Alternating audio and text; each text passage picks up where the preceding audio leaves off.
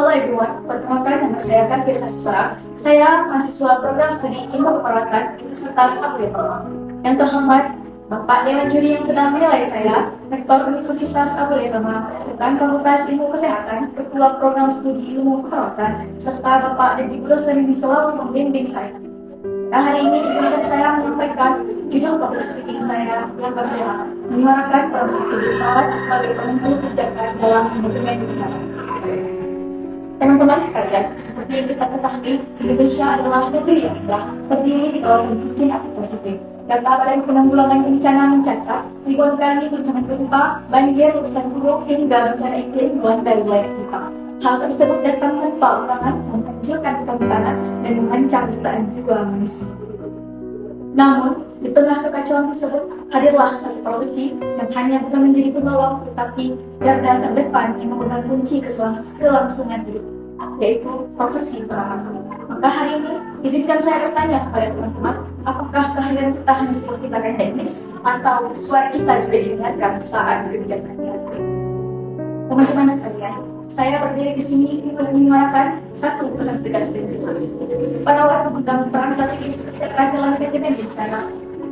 Kita bukan pelaksana perintah saja, tapi perawat adalah mitra setara, pemikir strategis dan penentu kebijakan keselamatan nasional.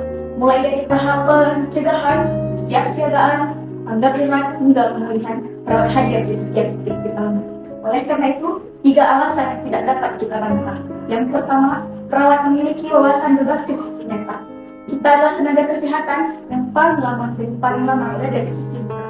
Kita tahu persis bagaimana akses jalan terputus di desa.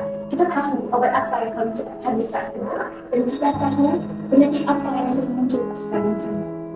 Namun, di tengah kesulitan tersebut, perawat hadir di setiap titik vitalnya. Yang kedua, perawat adalah memiliki jangkauan terluas dan pendekatan holistik. Di Indonesia, perawat memiliki jumlah terbanyak dan sebaran terluas, dari ujung barat hingga timur Nusantara. Mulai dari tahap pencegahan hingga pemulihan. Perawat tidak hanya memikirkan luka korban saja, tetapi perawat juga memikirkan gizi, sanitasi, hingga psikologis korban. Yang ketiga, perawat adalah manajer krisis yang terlatih. Di tengah bencana, sumber daya menipis dan waktu sangat sedikit. Perawat dididik untuk berpikir secara cepat, tepat, dan prioritas. Kemudian, kita juga paham sistem triage, kita paham alur evakuasi, dan kita paham logistik medis. Perencanaan yang baik adalah perawat yang turun langsung ke lapangan. Kemudian, seperti yang kita ketahui adalah kita mampu merancang sistem yang efisien, terkoordinasi, dan mampu menyelamatkan lebih dari korban. Tanpa kita sadari, kita baru saja melewati masa pandemi, sebuah bencana geologis besar yang menunjukkan bahwa sistem yang paling tangguh adalah sistem yang menempatkan perawat sebagai kunci utama perencanaan. Namun, yang terjadi hari ini adalah perawat masih ditempatkan di belakang pada saat rapat strategi. Dan banyak sekali kebijakan yang dirancang tanpa keahlian kita. Oleh karena itu, kita harus ubah pola pikir tersebut. Kita harus berani bersuara dan duduk di meja keputusan. Karena tanpa kita, kebijakan seperti bangunan yang dibangun tanpa menutup pondasinya pasti runtuh. Dewan Juri Muhammad, sebagai penutup saya ingin menegaskan kembali bahwa bencana memang tidak bisa dilawan, tetapi dampaknya bisa kita minimalisirkan semaksimal mungkin. Kita bukan pahlawan yang datang saat bencana sudah terjadi, dan kita adalah arsitek perancang keselamatan bagi warga-warga saat bahaya itu datang. Teman-teman sekalian, mari kita buktikan bahwa suara kita adalah kekuatan dan kehadiran kita adalah keharusan. Kita adalah pemikir, kita adalah penentu, dan kita adalah penolong.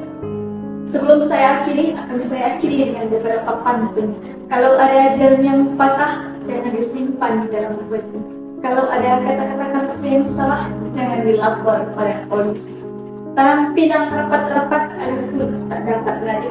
Menang kalah tidak saya harap itu keputusan Dewan Juri. Wassalamualaikum warahmatullahi wabarakatuh.